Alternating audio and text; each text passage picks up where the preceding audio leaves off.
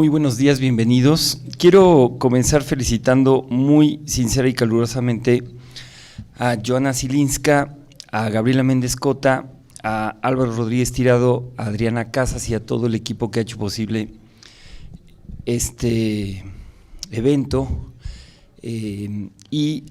pues las mesas y las reflexiones que nos convocan. Hoy estamos rigurosamente con la primera de estas mesas, después de la inauguración. Me siento muy honrado y muy contento de ser el moderador de esta mesa que reúne a tres muy destacados intelectuales que se ocupan de los temas que aquí nos convocan. Los voy a presentar de inmediato para dar paso posteriormente a sus intervenciones. Los voy a presentar en el orden en que van a hablar. Joana Zilinska es escritora, teórica cultural en las nuevas tecnologías, los nuevos medios, la ética, la fotografía y el arte.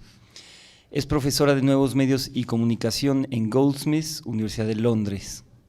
Autora de 4 libros, los títulos están en inglés, pero me permitiré traducirlos: La vida después de los nuevos medios, La mediación como un proceso vital, que escribe con Sarah Kember, Bioética en la era de los nuevos medios, La ética de los estudios culturales, y sobre spiders. Arañas. Gracias. Arañas, cyborgs y tener miedo, lo femenino y lo sublime. También es editora de Los experimentos cyborg, Las extensiones del cuerpo en la edad de los medios, una colección de ensayos sobre la obra de los artistas Stellark, a quien tuvimos el gusto de escuchar ayer, y Orlán, y coeditora de Vecinos imaginarios, mediando las relaciones polacas judías después del Holocausto. Joana recién terminó una traducción del gran tratado filosófico de Stanislav Lem, la Summa Technologicae, para la serie de mediaciones electrónicas de la Universidad de Minnesota. Junto con Claire Birchall Gary Hall, quien está también felizmente aquí, y Open Humanities Press, dirige el proyecto financiado por la CSAC Living Books About Life, que consiste en una serie de más de 20 libros coeditados y de acceso electrónico abierto sobre la vida, proporcionando un puente entre las humanidades y las ciencias. Zilinska es una de las editoras de Culture Machine, una revista de acceso abierto internacional sobre cultura y teoría, y curadora de su proyecto hermano Photomediations Machine. Compagina sus escritos filosóficos con la práctica del arte fotográfico.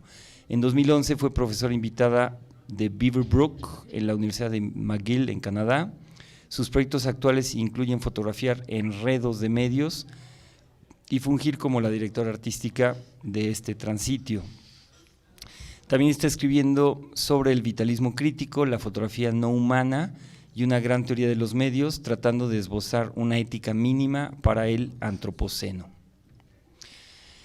Enseguida, Ana María Martínez de la Escalera, licenciada, maestra y doctora en filosofía por la UNAM, donde además es profesora definitiva del área de estética y teoría del arte en la Facultad de Filosofía y Letras. Desde 1998 comenzó la línea de investigación que continúa desarrollando, Alteridad y Exclusiones, por la cual ha recibido el apoyo de la Dirección General de Personal Académico a través del programa PAPIT de estímulos a la investigación otorgados por la UNAM. En esta misma institución coordinó entre 2004 y 2013 el área de alteridades de género, memoria y testimonio para el Programa Universitario de Estudios de Género. Ha publicado libros, artículos y ensayos sobre temas que resultan de sus investigaciones en estética y en la problemática de la alteridad. Su más reciente libro se publicó bajo el nombre de Alteridad y Exclusiones, vocabulario para el debate social y político. Es miembro del Sistema Nacional de Investigadores desde 1999. Finalmente, Davide Tarizzo, quien es investigador en filosofía moral en la Universidad de Salerno, en Italia. Durante muchos años ha estudiado las implicaciones éticas y ontológicas del psicoanálisis, Freud y Lacan, al mismo tiempo que trabaja en dos temas: el concepto moderno de la vida, de la ciencia y la política, y el significado político y la utilización de algunas categorías psicoanalíticas. Entre sus más recientes publicaciones se encuentran, traduzco también del italiano, El pensamiento libre, la filosofía francesa después del estructuralismo, Introducción a Lacan, Juegos de poder, Sobre la paranoia política, y el libro que probablemente sea el que nos convoca en esta ocasión, La vida, una invención reciente. En la actualidad se desempeña como investigador en filosofía moral en la Universidad de Salerno. Bueno, agradeciéndoles nuevamente a ustedes y a los miembros de la mesa, sin más le doy la palabra a Joanna Zilinska. Pues muchas gracias, Benjamín, por una introducción tan generosa. Yo voy a dar mi conferencia en inglés, pero primero yo comienzo cada día aquí con dar gracias a mucha gente que han trabajado tanto para preparar este festival tan enorme, tan maravilloso, y sobre todo estoy agradecida hoy a Gabriela Méndez Cota, la directora de este simposio, que ha invitado a tanta gente tan interesante. Y yo voy a hablar de la ética y política de la vida mediada. Okay, over to English now. This paper arises out of my earlier Este work artículo on se deriva de mi trabajo que he hecho en bioética y debo de señalarles que para mí la bioética no nada más tenía que ver con cuestiones médicas y con la atención a los pacientes, no es lo que tradicionalmente se entiende con bioética, sino más bien tenía que ver con responsabilizarme de la vida en sus aspectos biológicos y sociopolíticos. El proyecto en el que me estoy dedicando ahora y que sigue siendo un diálogo con mi trabajo curatorial y artístico en este festival sobre el concepto de la biomediación cuenta con una postura mínima, la ética mínima a nivel universal, es decir, en todo el universo. Tal vez pueda sonar una paradoja, pero a mí me preocupa la cuestión de la escalabilidad, es decir, ir más allá de las barreras, lo cósmico, lo celular, podríamos ponerlo en esos términos, pero al mismo tiempo, ¿con qué pensamiento tendríamos que trabajar? ¿Cuáles son las posibilidades? Sigue siendo una pregunta relacionada con la vida de los humanos y los organismos no humanos, la vida en nuestro planeta y nuestro universo como tal. Eso es lo que me interesa en este proyecto. Escribí en la introducción al Festival Transitio que la vida significa muchas cosas. Es una abstracción filosófica que se refiere a nuestra existencia significativa en el mundo, pero al mismo tiempo tiene que ver con procesos biológicos que se dan a nivel de nuestro entorno, a nuestro nivel social y celular, y como resultado de experimentos técnicos que se hacen en laboratorios técnicos y computacionales, descubrimos todo lo que se puede hacer, como en el panel de ayer. La vida como tal está mediada por la cultura, por el idioma, por la tecnología y por la biología. Es esa la idea de hacerte responsable de la vida, sin presuponer de antemano que ya sabemos lo que es la vida, y eso es lo que sacude de alguna manera el argumento que quiero plantear. Por lo tanto, esa pregunta ontológica de la vida, ¿qué es la vida y cómo está mediada?, lo que me ocupa. Pero en realidad, para mí la vida lleva consigo una interpelación ética. Nos empuja a pensar qué podemos hacer los humanos con la vida, en la vida y como parte de la vida. Aunque este proyecto se basa en cuestiones filosóficas, espero que puedan verlo también como una biomediación en acción o como otra contribución creativa a este festival, como una biopoesía, si me permiten. Y en este espíritu poético quisiera invitarlos a todos a que escuchen mi ponencia. La ética es una manera de establecerse como ser humano en un punto y reconoce un proceso y una naturaleza inestable, no nada más de una ubicación, sino también del humano, que por lo tanto está ubicado en un punto en particular, sino que también tiene que ver al humano y le da un relato de esa relación que tiene con esa ubicación. La ética no tiene que ver con en dónde estás, sino con qué estás. Esa procesión y esa manera de escribir el mundo se aplica a toda la materia, en todos los grosores que hay, a todas las escalas que hay. Todos los seres del mundo existen y emergen con ella. Los humanos no son los únicos seres que son capaces de relacionarse entre sí y colaborar entre sí. también probablemente no son los únicos seres sintientes capaces de comunicarse entre sí, sino que también observan el dolor del otro, causan violencia, pero al mismo tiempo pueden minimizar también la violencia. Es muy probable que lo que convencionalmente describimos como una conducta moral tienen que ver con las costumbres y códigos sociales que se derivan en acciones y que pueden tener para cierto grupo acciones benéficas, pero a nivel espiritual estamos hablando de reacciones a estímulos internos y externos, aquellas reacciones que son una conducta aprendida y que en el lenguaje humano se elevan al estado de bondad.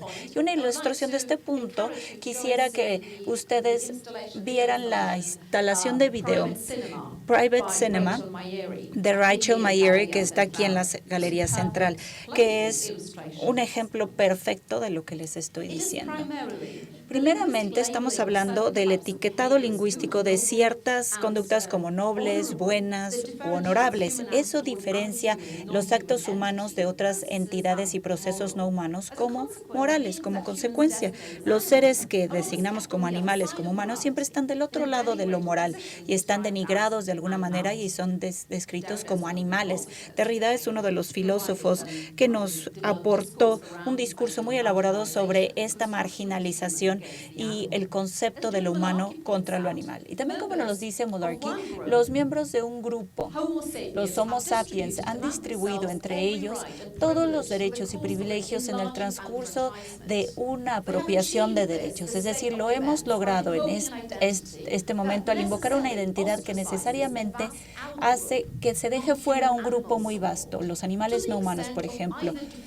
Además de definirlos en ciertas jurisdicciones como seres no sintientes o prácticamente los tratamos como seres no sintientes a ellos y a muchos otros. A lo que quiero llegar y lo que he presentado hasta ahora no tiene la finalidad de expandir ese sentido ético a los seres sintientes que no son humanos, sino quiero un expansionismo que confirme el sujeto moral único que otros como delfines, chimpancés, también se replican, tienen una similitud con la conducta humana y muestran cierta singularidad. Y ahí yo creo que es una filosofía con fallas y confirma la idea de lo que es humano.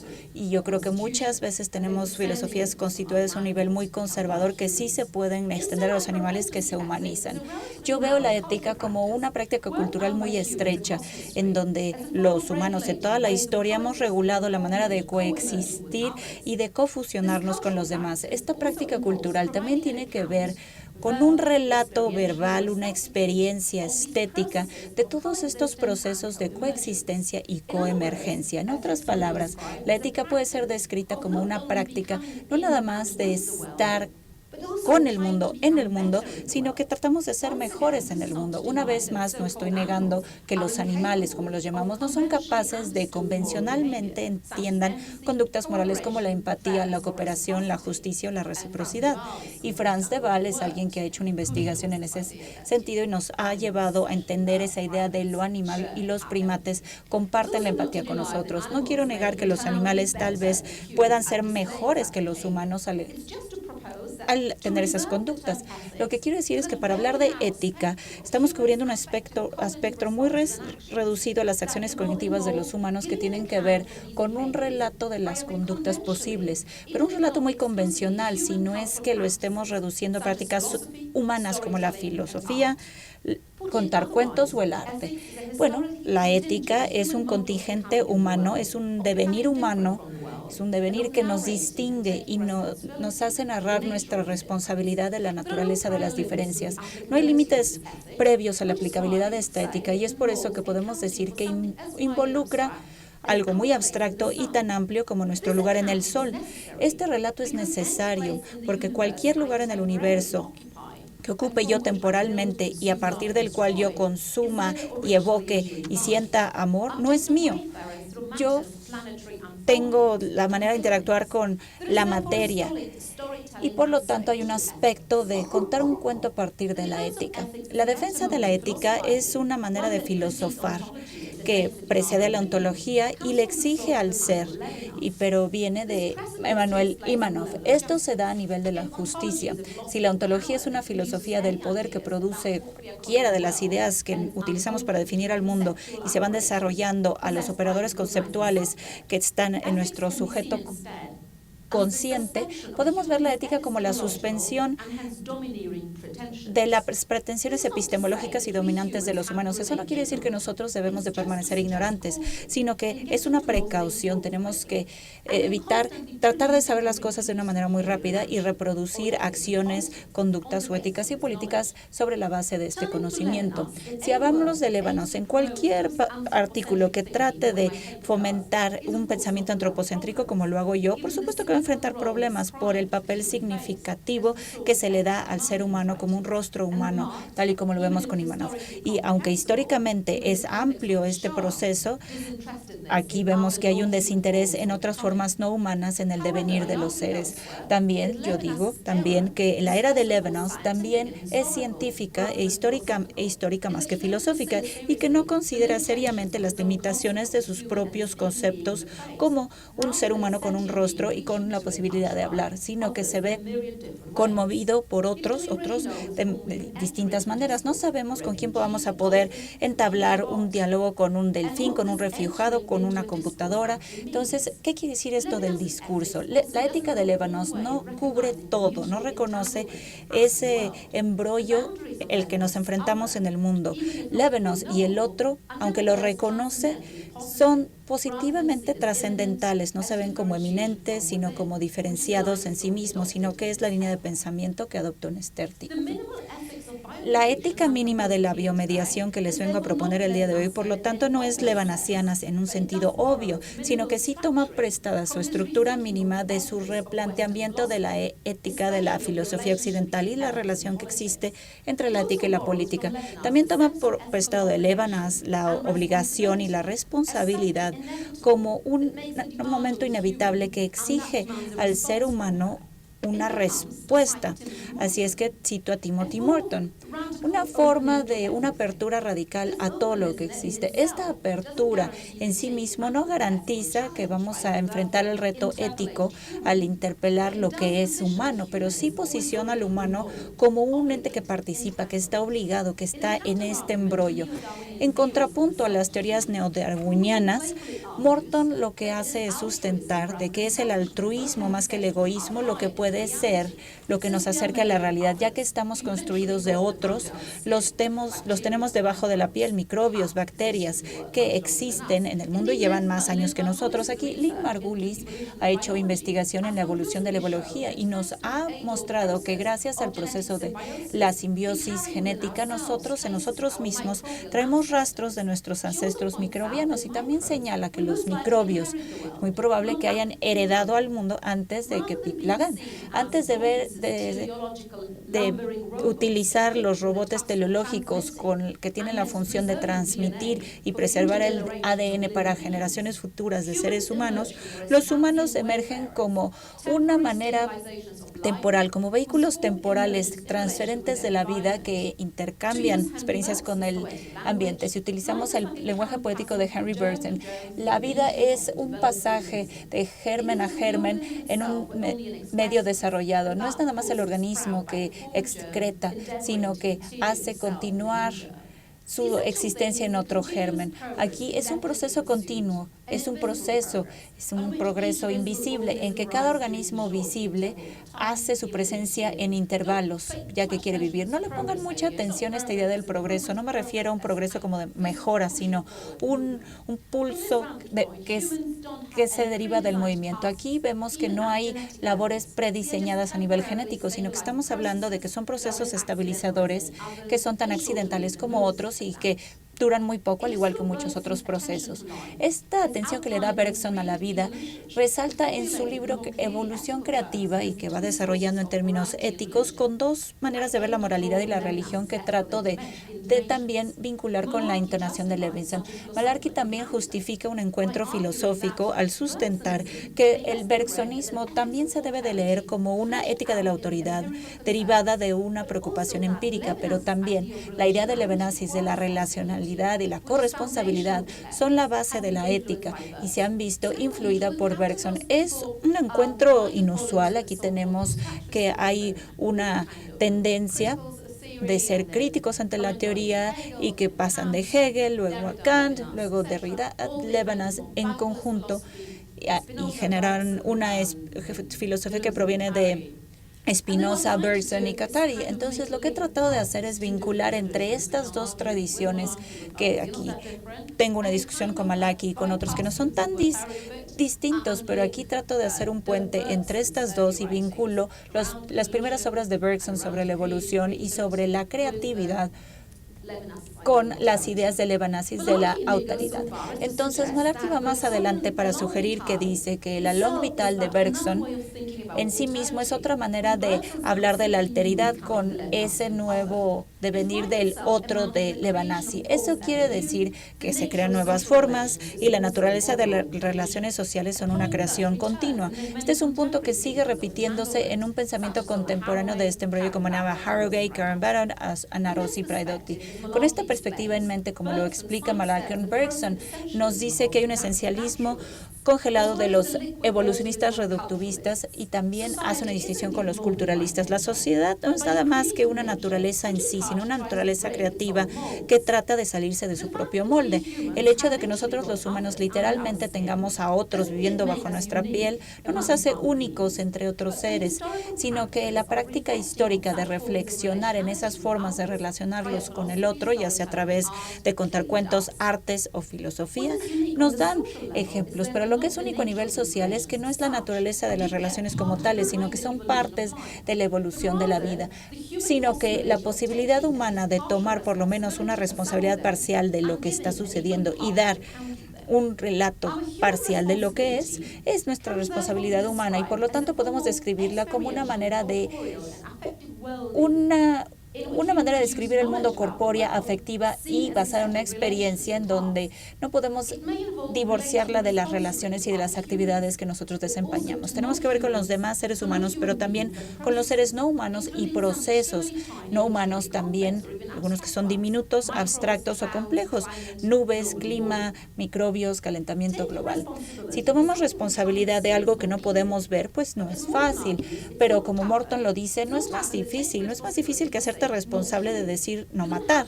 No tienes que tener una razón, solamente lo haces y luego decides por qué. Es por eso que tomas una decisión ética, no tienes que probarla ni justificarla, la tomas. Derrida le dice un acto de fe o un acto de locura.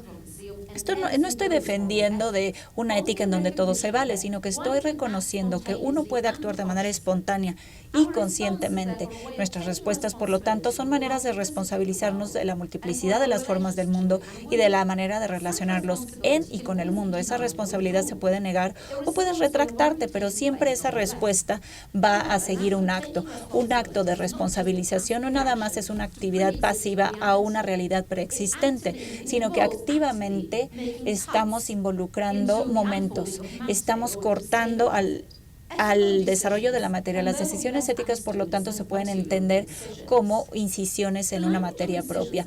La terminología de las incisiones y los cortes tienen que ver con lo que les estoy planteando, la inevitabilidad de la violencia como un elemento constitutivo, más que un elemento que debe de ser sobrepasado. La independencia y la violencia son condiciones inevitables de lo que es ese ser, ese devenir del mundo. Dado que lo anterior tiene que ver con lo involuntario e involuntario y cómo le damos forma a la materia en la geobiosfera, tendrá que ver con un cambio de la temporalidad, es decir, destruir cosas, causarle dolor a los seres sintientes o matarlos. Dichas prácticas no deben de dejar fuera al actor en una situación donde se sienta a gusto moralmente, como lo dice Harold. El reconocimiento de la inhabilitabilidad de la violencia en todas las relaciones no deja de fuera la posibilidad de minimizar la violencia, sino que tiene que ver con lo que nos dice Levinas, la buena violencia, es decir, una ruptura dentro de la célula que se hace para enfrentar las diferencias y relacionarse con ellas. No hay mutualismo aquí. Esta responsabilidad ética solamente aparece, no tanto como humana, sino como lo mío. Es una porción singular que yo decido actuar. Esta violencia está en este marco, está incrustado en vez de un gesto fantástico de ser moral. Aquí estamos hablando de distintos autores que hablan de la codependencia e independencia en todas sus complejidades. Esto no quiere decir que estamos imponiendo equivalentes morales en distintas formas de dependencia y moral. Si aceptamos que cualquier acto de identificación, de nombramiento o de relación es una traición, es violencia hacia el otro. En lo que respecta con lo que el humano debería o no debería de ser, Arbuckle nos habla de lo evidente. Hay una lista muy larga de lo que serían distintos actos que contradicen el acto mismo y que se relacionan con ideas que tienen que ver con el orden del universo y el lugar del humano y la definición de la vida en el mundo. Yo no estoy tratando de debatir lo que cada cultura trata de definir en ese sentido, eso sería una locura, sino lo que quiero hacer que esta lista se reduzca a lo mismo.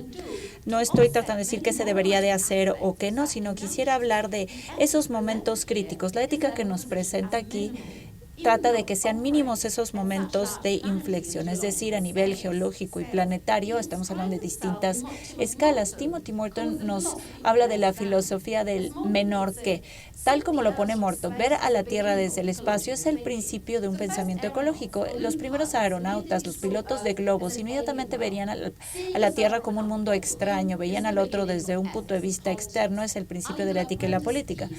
Ali de la Puente, en Laboratorio Arte Alameda, que está jugando con telescopios y distintas escalas en el laboratorio, que también están aquí en este festival, tienen una pieza allá arriba, es una actuación artística de esta misma idea, tan paradójico como pueda sonar.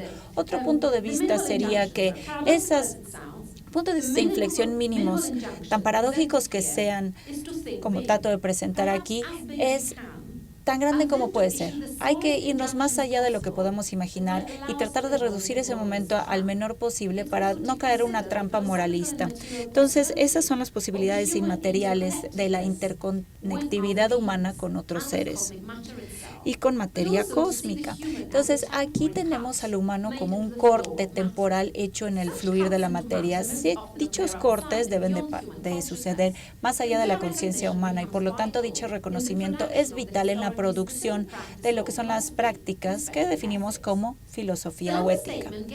Lo último que acabo de decir nos saca del dilema de los animales no humanos podrán pensar a lo mejor en cuestiones más complejas de lo que podamos imaginar. Hay gran escepticismo a la unicidad de lo que es las facultades del hombre y no define la especificidad de las articulaciones culturales a las que ha podido llegar el ser humano, aunque pudiéramos llegar a estar de acuerdo en que la cultura puede ser biología con un periodo de tiempo mucho más reducido, sino también podría ser lo opuesto. Las diferencias horarias o el pensamiento responsable dentro de distintas escalas es exactamente a lo que se refiere la ética mínima de la biomediación. Muchísimas gracias.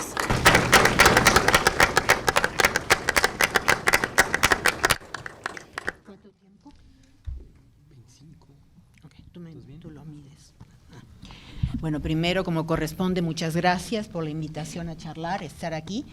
A Gabriela y a Joana, por supuesto, es un gusto. Bueno, empecemos entonces con una anécdota fílmica que es ni vieja ni nueva, o tal vez es vieja y nueva a la vez. Y el comienzo implicará traer a la memoria, y en este caso a la escucha, un caso surgido de la muy conocida fórmula industrial del cine norteamericano, piensen en el término industria de la cultura de Adorno, que populariza la reflexión sobre el presente, fórmula mediante la cual se toma una novela y se la reduce a una forma cinematográfica visible y comprensible para consumo no especializado. En 1993, una de las novelas mejor vendidas del médico Michael Crichton sería llevada al cine bajo el nombre de Jurassic Park.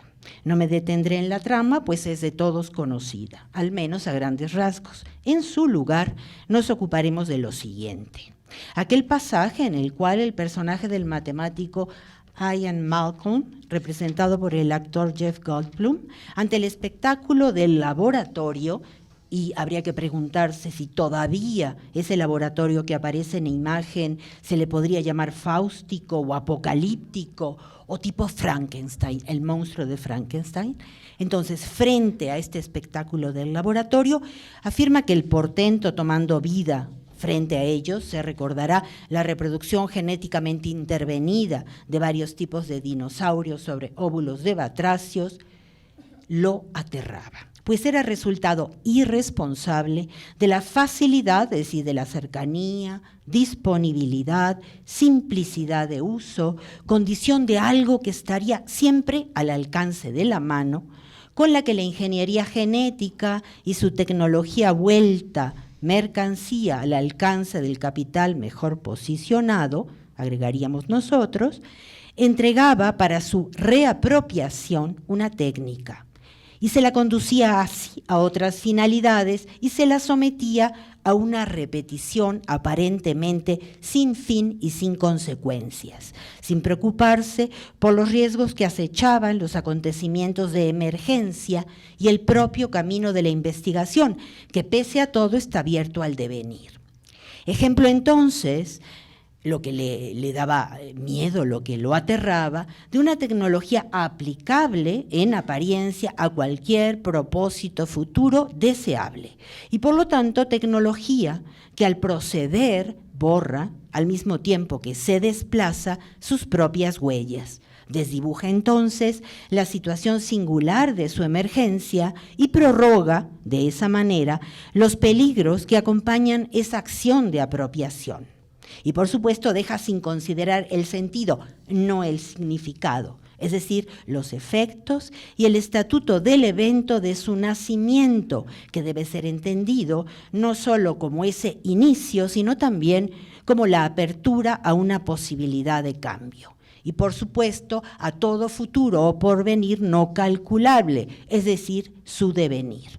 Si debemos entender este devenir a partir de la figura de la carta postal derridiana o del mensaje en la botella, otra vez de Adorno, es un asunto que podemos decidir en otro momento. Del caso que acabo de narrar se notará lo siguiente. El pasaje se hace presente, puesto que estamos hablando de una película, en la imagen de un escaparate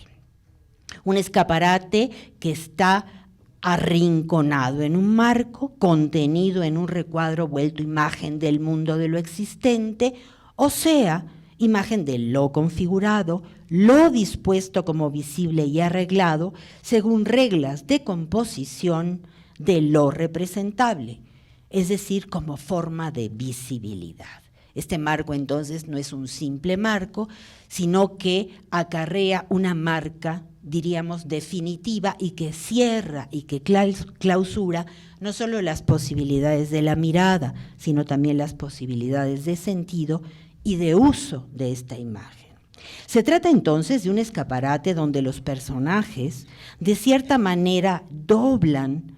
Recuerdan ustedes, están ellos sentados en una parte para el público que se mueve y en el momento que empiezan a girar se enfrentan al laboratorio. Y tenemos en un momento una imagen donde aparece tanto el público en la película como el laboratorio mismo. En ese escaparate entonces los personajes de cierta manera doblan nuestra condición de espectadores en general, que puede ser pasiva, puede ser preocupada, incluso entusiasmada. Lo que todos tenemos en común es que somos un espectador usuario común, tipo de individuo conflictivamente o tensionalmente, estandarizado por una parte e individualizado, a veces singularizado al mismo tiempo, sobre todo urbano, cuya figura, es decir, cuyo modo de figuración ha sido masivamente o medialmente popularizada y subjetivada por esta industria cultural mediante la administración del tiempo libre y la reducción del deseo de todo deseo a simple diversión o goce, es decir, una figuralidad producida, piensen en un guión entre el pro y ducida, con vistas a una finalidad rectora estatizada. Insisto, el escaparate del mundo a nuestro alcance, imagen del mundo como espacio-tiempo de una mirada, donde el tiempo es sincronía y el espacio es telerrelación jerárquica con los otros, es algo para ser acaparado o comprendido de un solo vistazo, rápidamente, aligerado de sus implicaciones y supuestos, de su carácter de acontecimiento singular, el cual queda borrado, y no obstante, no podríamos negar que se trata también de un punto de partida que podría derivar hacia reflexiones críticas, es decir, desujetantes, interesantes, que son las que de alguna manera intento rescatar en esta ponencia. Como recordarán ustedes, Walter Benjamin insistió en ello, la ocasión abierta por la tecnología para modificar la estructura de las relaciones sociales duales, jerarquizadas y autoritarias con los otros. Las habituales, las que conocemos y que mediante el lenguaje nos llegan inmediatamente. Esta relación de oposiciones entre actividad-pasividad, creador-consumidor, inteligibilidad-sensibilidad o percepción, lo inteligible por una parte, lo empírico por otra, que sigue haciendo presa sobre todo al lenguaje de los científicos. Por solo citar unas pocas, donde se conforma el significado. Deriva crítica se trataría de hacer, no hacia otras reflexiones cualquiera, sin más, sino hacia una interpretación de las estructuras de la percepción desde el otro, es decir, desde la alteridad entendida como esa escucha que nos viene del otro y de lo otro, no necesariamente un otro humano. Un segundo vistazo al escaparate en el que se ha reducido el laboratorio de la vida se concentra, y nos permite concentrarnos a nosotros, sobre el ambiente, la reproducción fílmica y popular, el set, es decir, sobre una forma para su consumo inmediato. Esta forma es una figura retórica, es la catacresis. Es una figura que ha olvidado hace mucho tiempo su emergencia y se naturaliza o se literaliza a la vez. Este segundo vistazo, por lo tanto, de un laboratorio donde la vida no podría decirse que es reproducida, sino reapropiada, en lo que manifiesta de reapropiable, puesto que siempre habrá algo que no pueda ser reapropiado, algo que se resista. Por lo tanto, esta reproducción solo se hace en lo reapropiable que es su existencia como cosa presente, al alcance de la mirada y de la mano, es decir, como mera manifestación sincrónica ante o para la vista humana, fuera de la cual se dice, suele decirse, así nos han enseñado, no tendría sentido. Sin embargo, siempre hay algo que se resiste, hay algo que no puede ser presentado en sincronía. Y a esto nos podemos referir como el devenir de lo viviente, no de la vida como término abstracto, sino de los vivientes. Como fuerza, por lo tanto, siempre singularizada y singularizable de lo que se resiste, a ser reducido, por ejemplo, en este caso, a una imagen. Lo anterior permite preguntarnos si la sincronía entre el ojo humano y la figura del laboratorio no ha sido preparada para producir precisamente al laboratorio como metáfora secular, es decir, sin Dios, pero conservando la unidad de un origen de la vida. Fabricación se diría fuera de su matriz, más allá del poder del principio de nacimiento o la natalidad, que obviamente nos recuerda a Hannah Arendt, que lo planteó en un momento de su vida y en un libro que conocemos como La condición humana. ¿Es pertinente, me pregunto, esta imagen metafórica y secular, tanto romántico, moderna o ninguna de las dos, del laboratorio frente a nosotros y a los personajes? Imagen que no solo se apropia de la vida, sino que cuando quiere discutir la manera como los seres humanos se han apropiado de lo viviente, del poder de hacer lo viviente y decidir sobre lo viviente, se hace a partir de una metáfora ya muy usada y en ese sentido catacrética, que sería el laboratorio. Es una metáfora vieja. Puede tratarse todavía de un laboratorio, entonces, bajo la dirección de un mitológico Prometeo, de un fáustico vendedor de su alma o del hogar del monstruo sin nombre del doctor Frankenstein. ¿Qué es el laboratorio y cómo se comporta? ¿Puede interpretarse únicamente como una maquinaria, como una copiadora productora de ovejas Dolly envejecidas al momento de nacer? Esta parece ser la cuestión. ¿Qué figuralidad o tropología elabora y da sentido al laboratorio de la vida y a la vida como producto de laboratorio, es decir, completamente apropiable? Sin duda, figuralidad que no es representación, tampoco mímesis, no es diégesis, ni tampoco referencialidad. Entonces, ¿de qué modalidad se trata? Lo que parece indubitable desde hace al menos 60 años es que el nacimiento parece ceder cada vez más, es decir, la figura del nacimiento, el concepto de nacimiento, parece ceder cada vez más ante, y cito, la vergüenza popular y fantasmagórica de no ser maquínico, es decir, de ser engendrado únicamente por máquinas, según Anders, un miembro también cercano de la Escuela de Frankfurt, primo de Benjamin, lo cual podría no ser importante, pero quiero traerlo a colación aquí. Y Gunther Anders hablaría durante mucho tiempo, sobre todo después de que se tiró la bomba tanto en Hiroshima como en Nagasaki, de esta vergüenza popular y fantasmagórica de los seres humanos contemporáneos, segunda mitad del siglo XX, de no ser maquínicos. Una vergüenza que no es simplemente un sentimiento, estaríamos hablando de ciertas actividades. Es decir, esta vergüenza es una fuerza performativa, ejemplo de poder de realización del discurso, a la manera descrita por Austin, nada más, y al uso, se diría crítico, dado por Derrida de esta misma fuerza. No es ya más una alerta romántica del horror que solía acompañar la exhibición del cuerpo protético, pero tampoco es una nueva belleza futurística descubierta en el acto de engendramiento de una máquina por una máquina, lo que en ella tendrá que ser pensado con urgencia. A ese respecto, pensar qué cosa y cómo. Por ejemplo, lo siguiente, que del horror a la belleza se puede trazar una línea semántica progresiva que los une. Se trataría del mismo código. En ella los cuerpos cumplirían así una finalidad.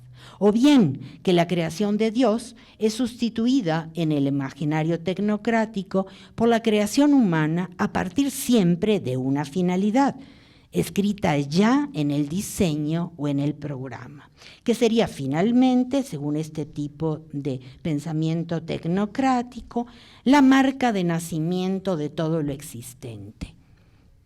Para la creación modernizada como diseño o programa, no habría lugar para el asombro, no habría posible deriva azarosa, cualquier futuro sería determinable, supuesto compartido tanto por la vieja teología como por la matesis científica del universo. Ambas estéticas, la romántica del monstruo o la tecnocrática o tecnológica, conducen una vez más a un viejo binomio estructural platónico, es decir, metafísico.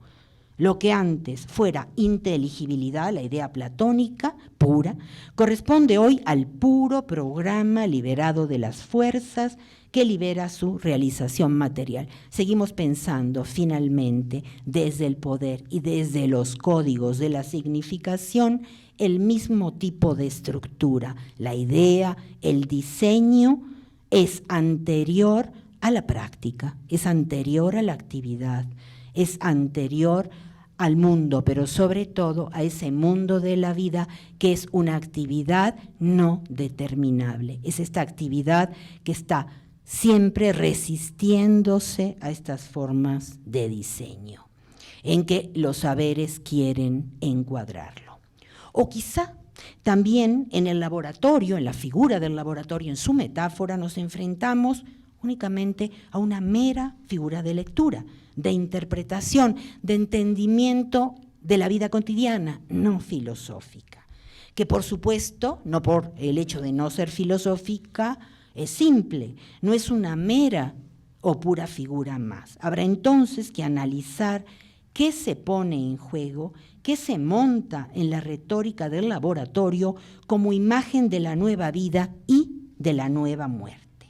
Retóricas de la vida y de la muerte, no necesariamente narrativas, pues mientras las narrativas se intercambian entre los hablantes, las retóricas producen a sus hablantes y producen aquello a lo que se refieren y lo que dicen de escribir o hablar. De ahí la necesidad de procurarnos una ética y una política que se ocupe de esta retoricidad, que es una actividad que está haciendo permanentemente cosas. Consideremos por unos instantes, ¿tengo tiempo? ¿Sí? Consideremos por unos instantes más entonces el nacimiento, la natalidad, no como marca, sino como principio, como lo hiciera Hannah Arendt. Supuesto sobre el que ella escribía en el texto que les dije hace un momento, La condición humana, no sin introducir, por supuesto, complicaciones, no voy a tener tiempo de señalarlas, pero en ese texto ella sostiene que la natalidad es esa condición de la pluralidad de los hombres, nótese, no de los vivientes, únicamente de los seres humanos, que realiza y garantiza la introducción de lo absolutamente único y diferente al mundo. Esta restricción, esta exclusión de lo viviente no humano llama la atención. Y no basta decir que se hizo en un momento, siglo XX, donde aparentemente, y dado los genocidios que todos recordamos, era más importante hablar de lo viviente humano. El mundo no es destino, el mundo no es programa, señalaba Hannah Arendt, y esto es lo que me interesa de alguna forma rescatar. Es espacio-temporalidad a la espera, pero la espera de lo plural no es necesariamente la espera de la diferencia, no es necesariamente la espera de la alteridad o de lo heterónomo, es simplemente de lo plural, que es un término en última instancia político. En el caso que hemos escogido, y de una política muy especial, no me voy a poner aquí a discutir, pero estaría detrás de esta teoría de la república de la que Hannah Arendt es portavoz. En el caso que hemos escogido, o sea, en el susodicho laboratorio de la vida, no es seguro, aunque sí es real y verdadero, es decir, peligroso, que la vida sea una fuerza inusitada de los vivientes, fuerza diferencial, es decir, incalculable y sobre todo improyectable. Al apropiarse de la vida de los vivientes como esencia o principio programable a partir del concepto de vida, es decir, como diseño y proyecto, como código de lo viviente, sin sus formas de resistencia, sin los azares de los encuentros, sin lo fortuito, se la reduce únicamente a lo producido, o sea, al pasado de la vida como significado, en lo cual la finalidad es siempre origen que cancela cualquier tipo de devenir otro.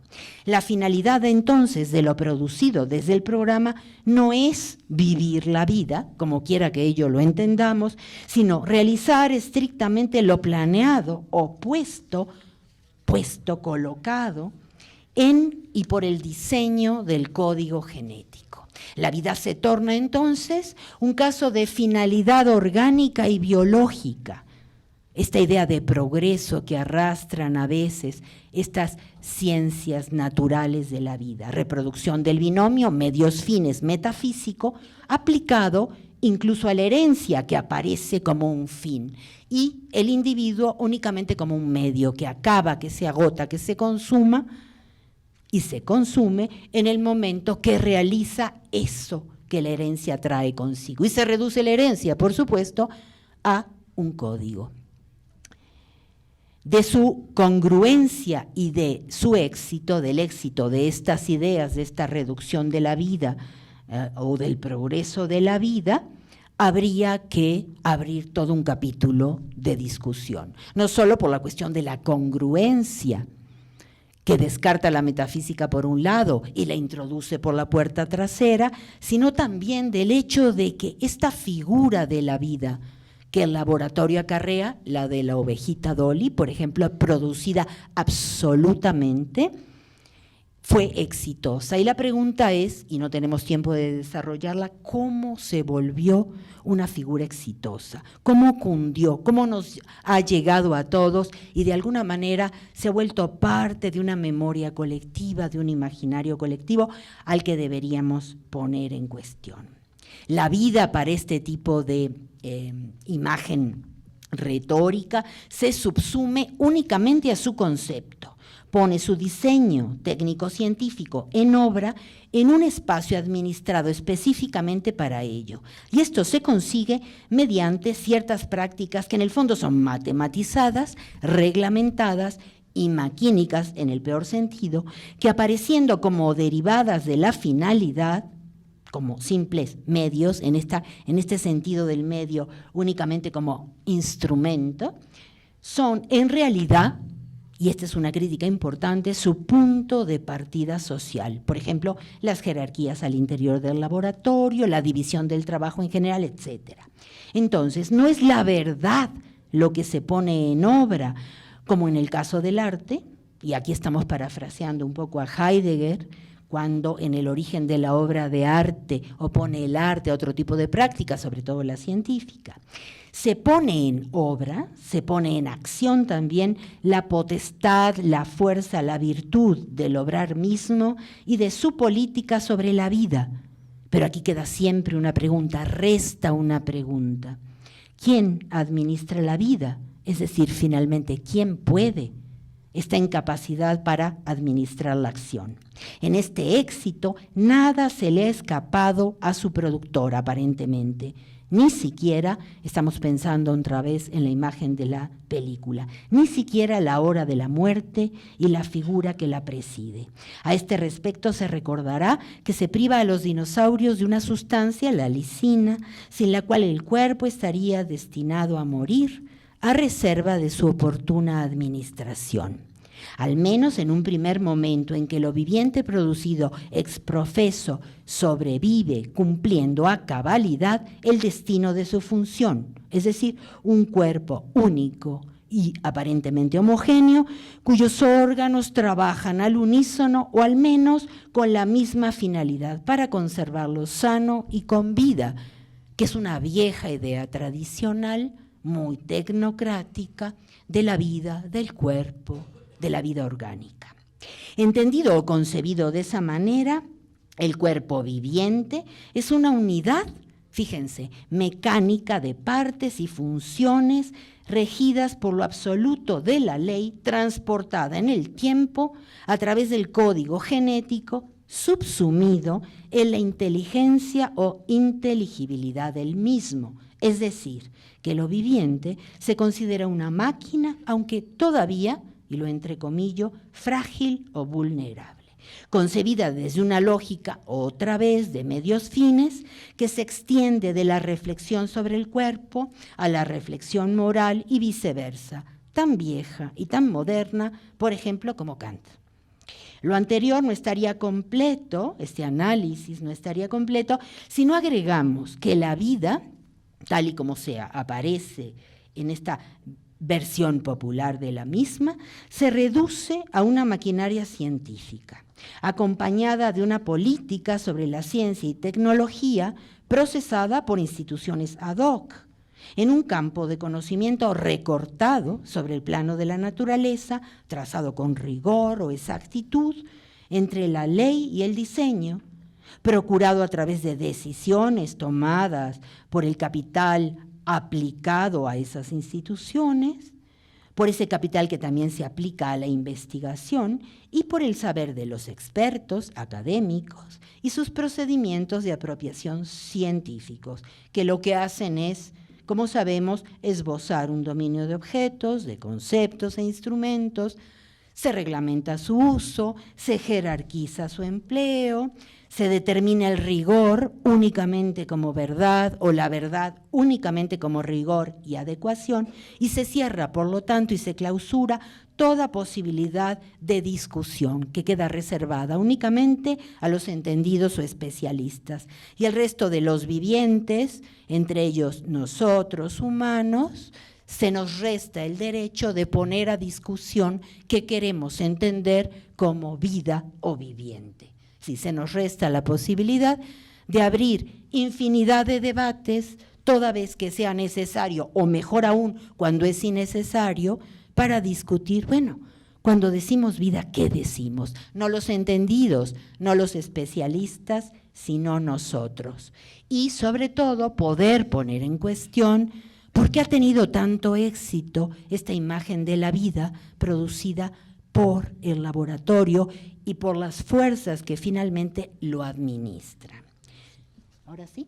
Bueno, en realidad me falta bastante. Déjenme que de una manera muy rápida lea, y seguramente voy a dejar sin comentar algunos elementos.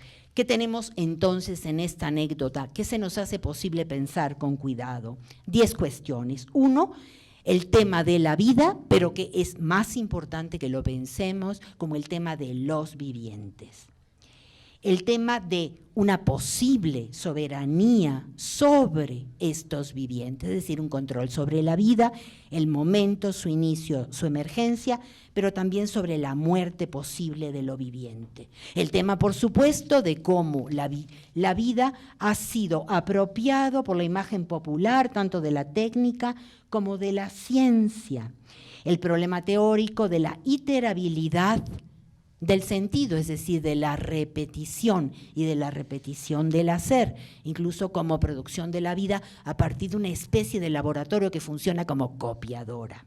El tema del otro no humano, como un laboratorio de la vida solo es una puesta en escena, como también entonces deberíamos poner en escena la diferencia entre lo viviente y el concepto vida que se vuelve únicamente propiedad del especialista, y sobre todo destacar algo sobre estos temas que me parecería el más importante. Para hablar de lo viviente habría que hablar siempre del azar, es decir, del devenir sin destinación, sin determinismo, ni técnico ni científico, sin destinación teológica o religiosa, y abrirnos no a la emergencia, al momento mismo que quedaría siempre recluido en una espacio-temporalidad de la que podríamos ser inmediatamente observadores, sino abrir este devenir y esta temporalidad a las fuerzas del azar y sobre todo a las fuerzas de la posibilidad. Y además partir de una presuposición que es la que ha guiado este trabajo, que es posible reflexionar a partir de un discurso coloquial, en este caso de una imagen coloquial como la de Jurassic Park, que todos conocemos, para evitar siempre este abismo entre un discurso académico y los saberes de la gente. Y esto hacerlo mediante la puesta en cuestión de imágenes popularizadas, más mediatizadas o mediadas. Gracias.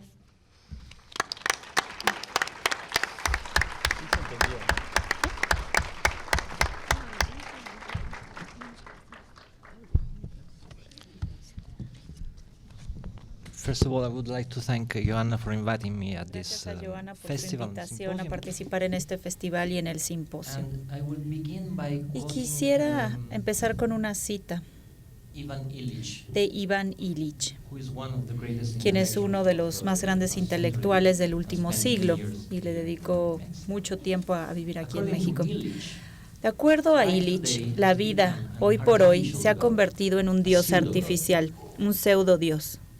as Illich writes, Tal y como lo dice Illich, pensar en la vida nos hace actuar como si hubiese una vida. Aunque los científicos nunca utilizan ese término, y ningún filósofo o ético pensante hubiera utilizado ese término sin contar con grandes calificaciones en su argumento. Estamos aquí ante la emergencia de una justificación última para permitirnos ser nosotros un clérigo gestor, un clérigo dictatorial, un planeador, peor de lo que hemos visto o que hemos imaginado. En los últimos minutos voy a abordar el tema de ese Dios artificial al que se refirió Illich en su vida como con B mayúscula. Vamos a concentrarnos en expresiones como la vida artificial y cómo nos podemos imaginar algo así en los albores del tercer milenio. Desde mi punto de vista, la respuesta no está dentro de la vida artificial en sí mismo, es decir, dentro del dominio de la investigación de las ciencias computacionales y la informática, sino que tenemos que buscarlo en una presuposición invisible, epistémica, que están escondidas y constantemente orientan el desarrollo y la develación de dos ciencias distintas, la biología y la economía. Es por eso que ahí las condiciones están para la emergencia de ese nuevo Dios artificial que adoramos todos los días de acuerdo con Illich y que habrá que sacarlo a la luz. Aunque Illich tenía cierta razón al enfatizar la emergencia de lo que él llama un clérigo gestor de la vida, él se equivocó cuando definió que los científicos nunca utilizan el término o la noción de vida con B mayúscula. Pero en el sentido contrario, el hecho es de que la vida es un concepto científico moderno, una abstracción científica en la base a partir de la cual la mera idea de la vida artificial es concebible para las personas como nosotros. La abstracción a la que me refiero es el resultado primeramente de la investigación teórica en las propiedades biológicas de la vida. ¿Qué está vivo?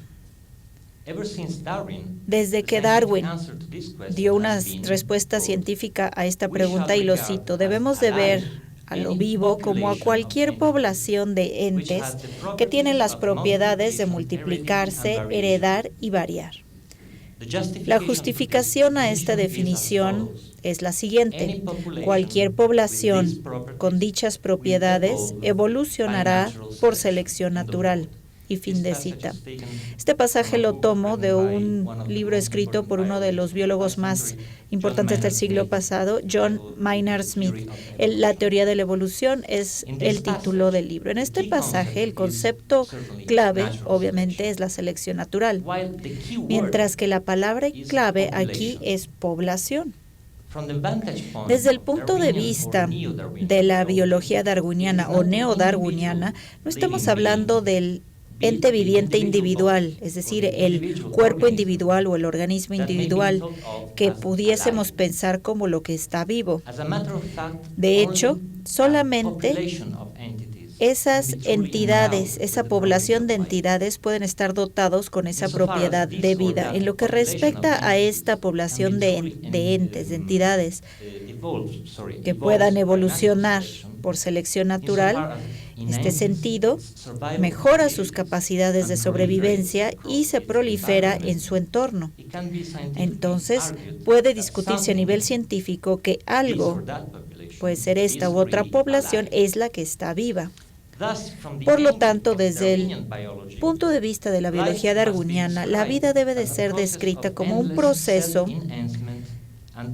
de una proliferación autoinfligida y sin fin de muchas poblaciones diversas, no como una propiedad de seres individuales. Sin embargo, ¿pero qué entidades, de qué entes estamos hablando? ¿De qué están hechos? Una vez que ya hemos descartado la posibilidad de los cuerpos individuales u organismos como los ejemplos verdaderos de la vida, tendríamos que buscar otro tipo de ente. Y en este momento surge una de las entidades más enigmáticas y omnipresentes de las ciencias, y esta es la conducta. Esto lo tomo desde mi punto de vista, es la contraseña correcta para definir nuestra vida contemporánea. Por supuesto, los seres vivos no son las únicas cosas que pueden mostrar comportamientos. Todo, incluso un objeto inanimado, es posible demostrar un comportamiento. Por ejemplo, pudiésemos decir que ahora el auto que voy conduciendo se comporta bien cuando hay tráfico. Sin embargo, ese mismo auto no se podría portar mal, ni tampoco podría comportarse por sí mismo, en el sentido de que el auto no puede corregir ni mejorar su desempeño o su conducta por sí mismo. Dicha capacidad, en contraste, es exactamente la característica de la vida. Lo que está vivo es algo que puede portarse mal y que puede comportarse por sí mismo. En cierto sentido, estar vivo es todo lo que siempre ya se ha portado mal y que siempre ha hecho lo posible para comportarse y por lo tanto hace un esfuerzo para comportarse.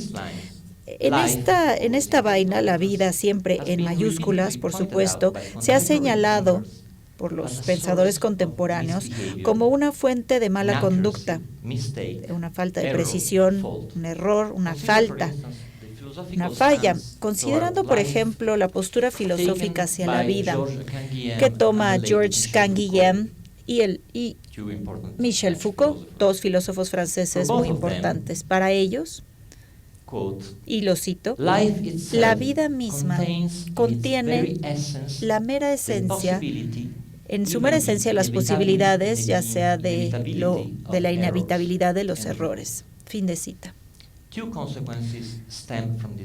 De esta premisa se derivan dos consecuencias. Por un lado, si la vida contiene en sí misma la inevitabilidad de los errores, en otras palabras, si la vida como tal se pone en peligro por su propia presencia ante el peligro de la muerte y la mala conducta, entonces la vida también debe de contener y mostrar la tendencia opuesta.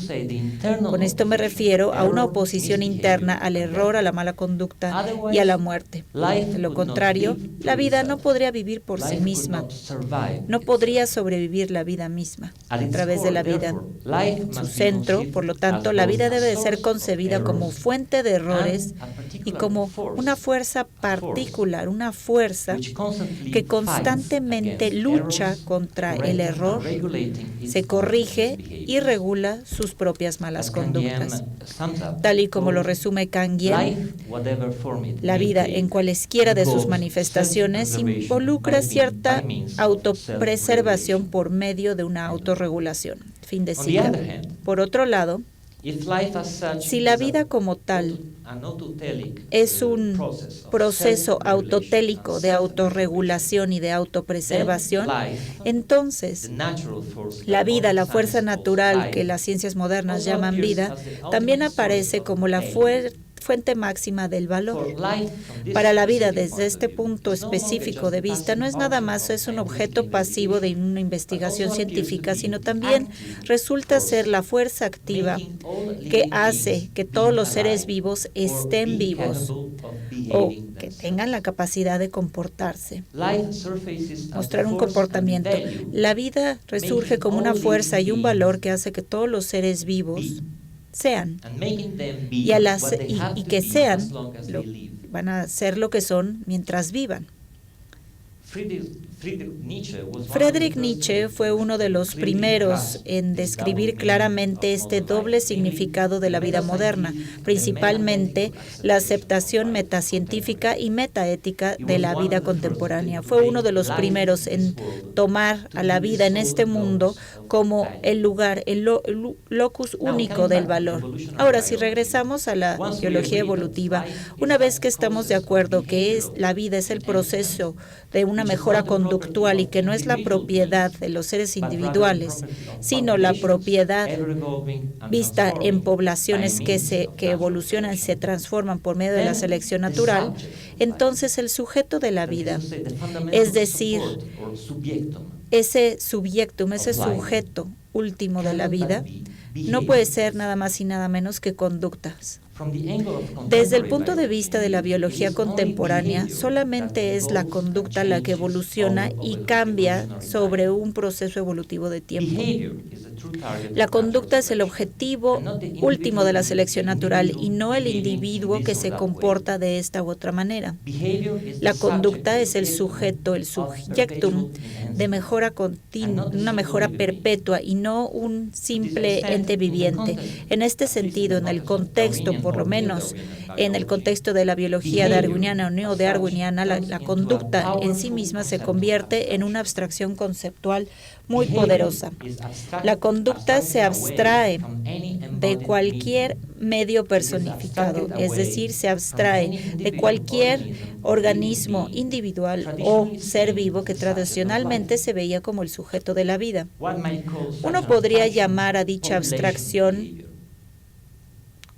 conducta de las poblaciones. Entonces, ¿es la conducta de las poblaciones la que sobrevive o desaparece en esa lucha eterna por la vida?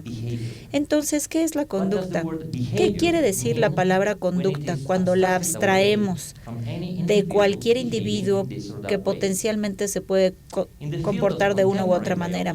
En el campo de la biología contemporánea, conducta quiere decir un conjunto de patrones operacionales y nada más que eso.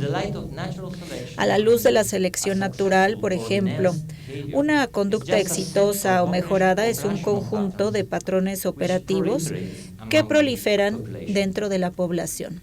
Y si nos vamos un paso más adelante, si aunamos esta u otra conducta con este u otro gen, inmediatamente podemos empezar a hablar de la selección genética o de la evolución genética. Y esto quiere decir, respectivamente, una selección conductual y una evolución conductual.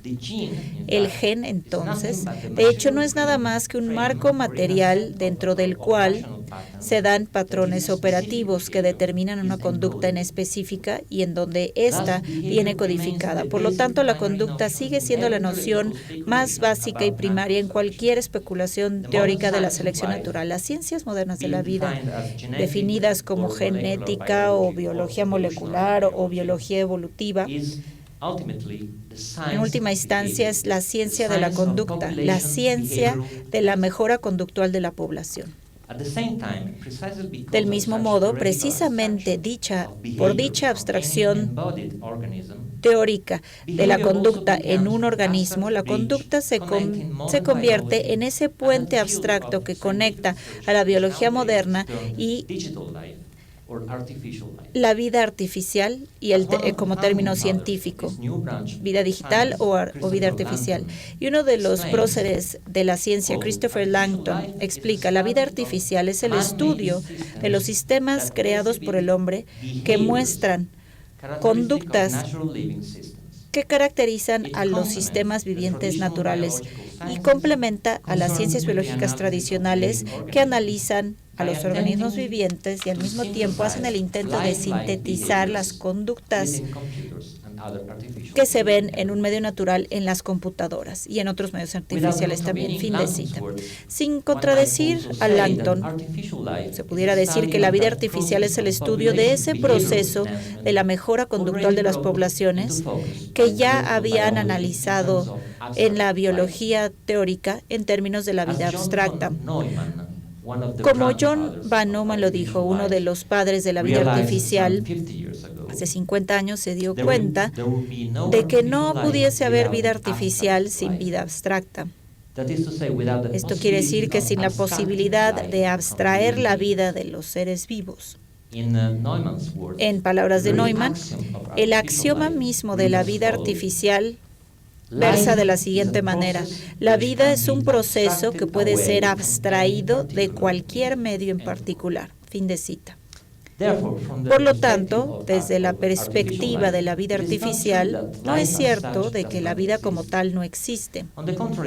Por el contrario, la vida existe y lo hace de tal manera sin necesariamente estar mediada por organismos vivos y sin que esté aunada a un medio particular, sea biológico o tecnológico. Hoy por hoy, la vida es una realidad per se. Y adopto la terminología de Immanuel Kant.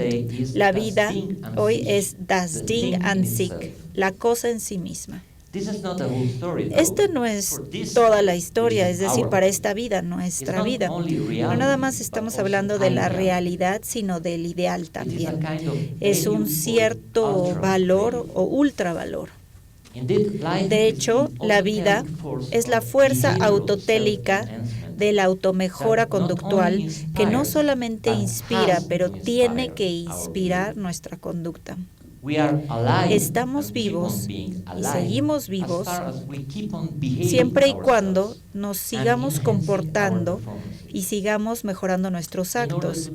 Para describir dicho proceso de una mejora conductual, que es la vida como tal, la mejor palabra podría ser, desde mi punto de vista, la optimización. Es una palabra clave en el campo de la economía contemporánea, biología y la investigación en la vida artificial. La optimización obra en infinidad de simulaciones digitales de la vida, por ejemplo, en la simulación de la vida de colonias de hormigas, en donde la población ha optimizado sus conductas. Por ejemplo, hay aquellas hormigas que eligen el camino más corto entre el hormiguero y la fuente de alimento. La optimización también obra en la selección natural, en donde el resultado máximo en términos de capacidades reproductivas y condición física deben de obtenerse por medio del mínimo esfuerzo, es decir, el cambio mínimo a nivel de variaciones conductuales genéticas. Finalmente, la optimización siempre obra en la economía, en donde simple y sencillamente nombra la ley de la ganancia o la suposición fundamental de que los agentes económicos tendrán a maximizar sus utilidades. En este contexto, la optimización económica no puede distinguirse de la racionalidad económica. En otras palabras, la economía no es nada más que una materia de optimización. Como lo ha definido uno de los economistas más grandes del siglo pasado, Gary Becker, y utilizó su cita, la visión económica a la conducta humana se puede aplicar a cualquier aspecto de la vida. Fin de cita. Si la vida como tal se trata de la optimización y si la optimización es la ley general de la economía, entonces cualquier aspecto de la vida humana, es decir, cualquier conducta humana, se puede interpretar por medio de la lente de esta perspectiva económica. Otra cita. Cualquier conducta humana se puede ver como tal en donde hay participantes que maximizan su utilidad de un grupo particular de preferencias y acumulan información y reciben información y la intercambian en una gran variedad de mercados. En este sentido, esta visión económica nos ofrece un marco estandarizado para entender la conducta que tanto ha buscado y la eludió Bentham, Comte y Marx, entre otros. Fin de cita. Esta cita la tomo del libro The Economic Approach to Human Behavior, un libro que escribió Gary Becker, La visión económica a la conducta humana. No, vale la pena destacar, según Becker, que esto nos da una visión para entender la selección natural. Nos puede dar herramientas para calcular el valor de sobrevivencia, el otrora valor de sobrevivencia para adscribir a lo que es las conductas de optimización, de autooptimización y automejoramiento.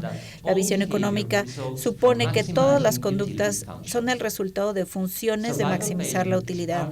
El valor de la sobrevivencia es parte de la maximización de las utilidades en distintos entornos físicos y sociales. Fin de cita. ¿Tengo 5 minutos más? Muy bien. Antes de concluir, quisiera hacer un comentario muy breve al respecto de este relato de nuestra vida contemporánea. Quisiera hacer mención una vez más de Iván Illich y de otro gran intelectual que dedicó mucho tiempo en México, Erich Fromm. En una de sus últimas entrevistas, Illich recuerda que Fromm dijo algo así como la transformación de la vida humana en una supervivencia que desde la perspectiva que yo trato de delinear en esta presentación subyace cualquier visión teórica moderna sobre la vida, desde la visión evolutiva a la económica. Illich escribe, cuando todavía no estaba preparado para reflexionar sobre la aparición de la vida en un discurso público. I suppose it was in 1969. Supongo que era en 1969. Fromm regresó a México después de haber hecho una visita muy corta a Nueva York y me dijo que la palabra que más le había dado miedo era el término sobrevivencia. La sobrevivencia de la raza humana, la sobrevivencia de ciertas partes de la raza humana, la supervivencia de las culturas. Fromm comparó el uso de esta palabra con los esfuerzos de los antiguos egipcios para construir pirámides en donde el alma del rey iba a sobrevivir y utilizó un término terriblemente necrofílico para describirlo. Hoy por hoy las pirámides egipcias las han reemplazado muchas otras formas de oración y de adoración tan necrofílicas como esos monumentos de la antigüedad. En nuestras oraciones le rezamos a Dios la vida. Bueno, pues no nos pertenece ni a nosotros ni a ningún otro ser vivo, sino que nos gobierna y sigue amenazándonos a todos los seres vivientes con una maldición eterna. A cierto Dios le debemos nuestra supervivencia, pero nosotros sabemos que ese don nos lo pueden quitar a final de cuentas. De hecho, si la vida como tal, es decir, nuestro Dios, se reduce, y cito, a bytes y bytes y bytes de información digital, fin de cita, como el bien conocido biólogo Richard Dawkins lo define, entonces, en un futuro cercano, la vida podría encontrar otro medio, un medio mejor del que somos nosotros para codificar y recodificar su conducta autorredentora y autooptimizada. Bueno, como profeta de la era robótica, Hans Moravec nos dice en sus trabajos, estamos cerca de un momento en donde cualquier función humana o no esencial humana y virtual va a ser parte de una contraparte artificial. La personificación de esta convergencia de desarrollos culturales será un robot inteligente, una máquina que pueda pensar y actuar como humano, sin embargo, inhumana en los detalles físicos y mentales. Dichas máquinas van a poder llevar a cabo una evolución cultural, incluyendo nuestra propia descripción de los conceptos y una automejora a un paso más rápido que el de nosotros y sin los genes que nos hicieron a nosotros. Cuando eso ocurra, nuestro ADN ya no tendrá trabajo. Habrá perdido esa carrera evolutiva y no va a poder llegar a ninguna meta. Fin de cita. Mi comentario final tiene que ver con este sueño y este deseo oscuro de el final de la raza humana, el final de la vida humana, que será sacrificada en el altar de lo que yo llamo vida artificial. Todo esto sería realmente significativo solo si la conducta humana se interpretara tal y como una conducta autooptimizadora y automejoradora conectada con el hecho ultracientífico y el valor ultraético de la vida con mayúsculas. Sin embargo, hay otros puntos de vista de la vida que contradicen el que propongo. Por ejemplo, el que nos ofrece Sigmund Freud. En la opinión de Freud, la vida humana no debe de confundirse con la vida animal. En términos más precisos, la vida humana no debe de ser interpretada como un proceso sin fin de actuaciones conductuales que se autofortalecen, que proliferan y los vemos en todos los entornos. Si echamos un vistazo con más detenimiento a la existencia o vida humana, podríamos describirla como una secuencia de conductas que se hacen cada vez más débiles, como actos o síntomas, tics, convulsiones, rituales, alucinaciones y cualesquier otras expresiones de neurosis y de enfermedades mentales. Como lo describe Freud, la neurosis es la prerrogativa del hombre y no de los animales. Fin de cita. Bajo esta luz, este sueño o la pesadilla de la vida artificial parece ser algo más que un síntoma histórico, social y colectivo de una neurosis histórica, social y colectiva, que básicamente expresa nuestra enfermedad secreta, una enfermedad colectiva secreta. A esto me refiero al descontento y la ansiedad que tenemos como civilización, que nos que nos deja anonadados ante la presencia de ese Dios abstracto de la vida artificial. Como lo dice Illich, y lo dijo más de una vez, solamente hay una respuesta a dicha enfermedad, y la definió como la asquesis epistemológica. Y esta es la cita final con la que voy a cerrar de Illich. La época en la que vivimos es abstracta y está desmembrada. Las certidumbres en las que yace no tienen sentido en su mayoría. La aceptación mundial les da cierta reminiscencia de la independencia en términos históricos y culturales, y lo que yo quiero llamar una asquesis epistemológica abre el camino a renunciar las certidumbres axiomáticas sobre las cuales yace nuestra cosmogonía contemporánea. Muchas gracias.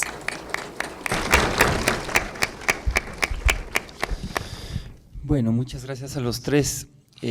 Han sido tres intervenciones que de hecho se han tocado recíprocamente en puntos fundamentales: la ética de la vida abierta y las amenazas de su clausura administrativa, la vida reducida a comportamiento, el comportamiento entendido como optimización, con el trasfondo, digamos, de racionalidad económica, y la crítica que Davide nos ofrece al final de ello como un síntoma, digamos, del malestar en la cultura desde la perspectiva freudiana.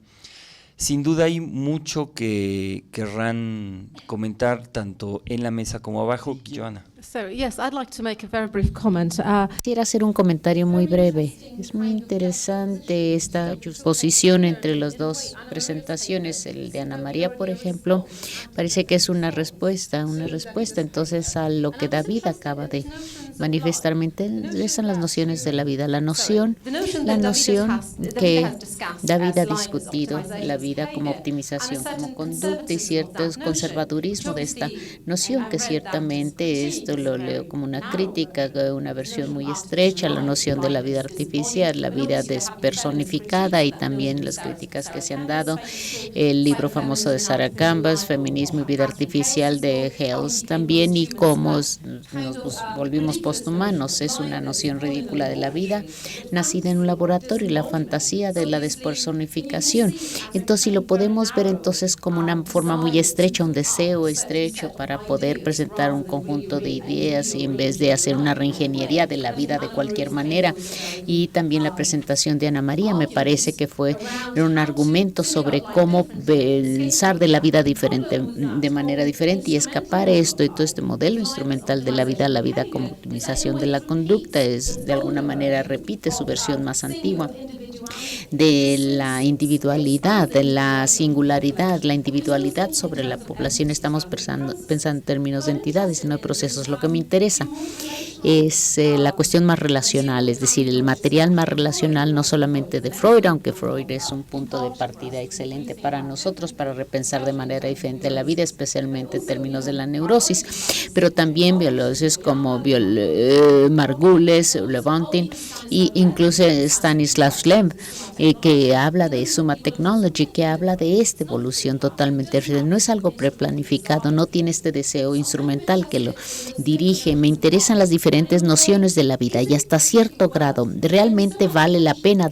prestarle tanta atención, quiero decir, a esa noción tan estrecha de la vida, de la optimización de la vida, cuando hay tantas otras teorías o nociones de la vida que ya se han analizado, que han expandido esto, y que realmente creo que esta visión ya ha desaparecido debido a esto, la noción de que la vida es como algo que se produce en el laboratorio, el escaparate del mundo, este despliegue del mundo, este escaparate del mundo.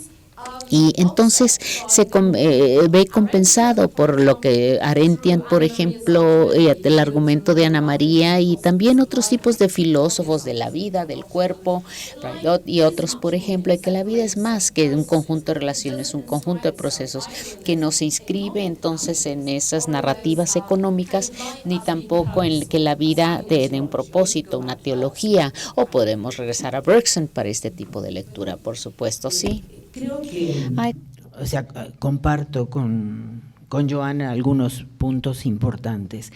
Creo lo siguiente, que cuando estamos discutiendo un tema que nos atañe a todos, como esta cuestión del concepto de vida, la abstracción de la vida, y enfrentado de alguna manera a la idea de que tenemos que pensar sobre los vivientes en general, humanos y no humanos, creo que un camino que a veces nos lleva equivocadamente es reducir al otro, es decir, aquel que estamos criticando, otro en el caso del enemigo teórico, ¿no?, a una fórmula que sea fácilmente atacable.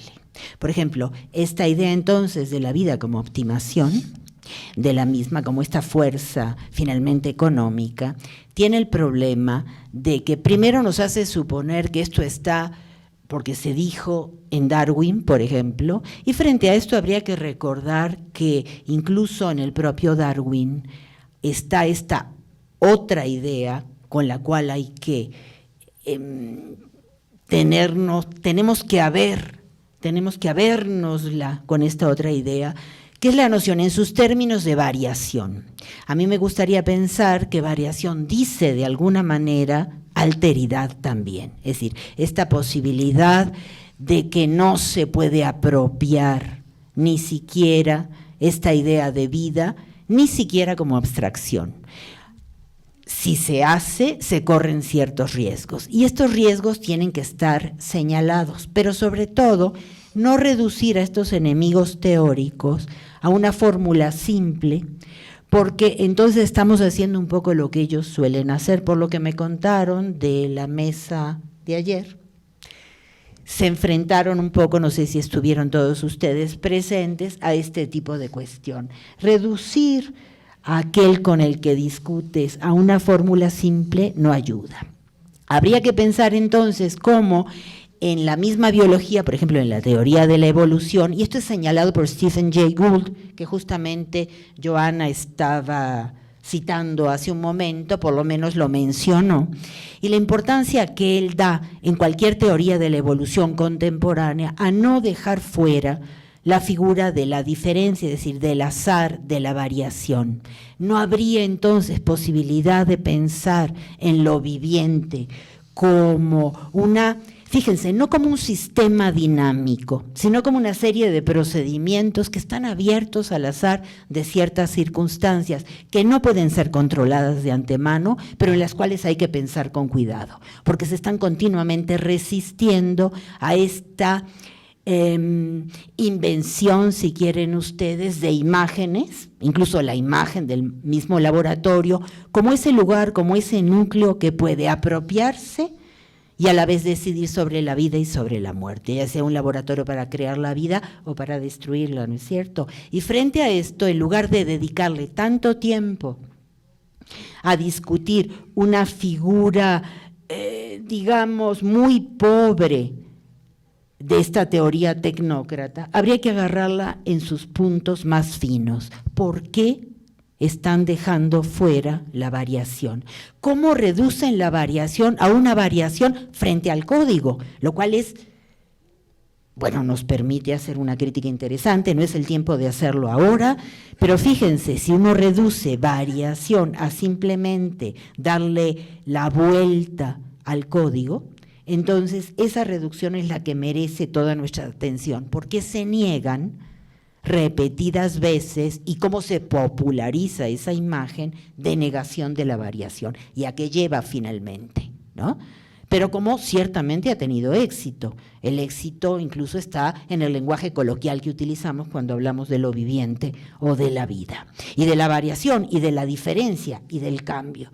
Entonces un poco la idea sería que nos nutramos con una serie de argumentos, ya no fórmulas, para repensar esto y poderlo defender, sobre todo en el castillo de la pureza de las ciencias, que siguen defendiendo que los únicos que pueden pensar en la vida y en lo viviente son ellos, es decir, los especialistas. Pero porque hemos sido de alguna manera colonizados todos nosotros por la imagen popular o más mediática de la ciencia, podemos recuperar, si quieren ustedes, un derecho, y es casi un derecho humano, no, sin casi, es un derecho humano, pero también es un derecho de lo viviente, de a nuestra vez poner en cuestión esta noción de vida a partir de la noción de variación, es decir, de la noción de alteridad, y no únicamente como un término ético, como fue en sus inicios, ni siquiera como un término político, no hablaríamos únicamente de una ética de lo viviente, una política de lo viviente, sino en otros términos. Y los otros términos es intentar dar voz a esos otros vivientes que en principio hoy o no sabemos escuchar o no estamos dispuestos a hacerlo, ¿no? Bueno, pues la vida de la mesa ha desbordado su marco administrativo. Les agradecemos muchísimo a los participantes como a ustedes. Muchas gracias.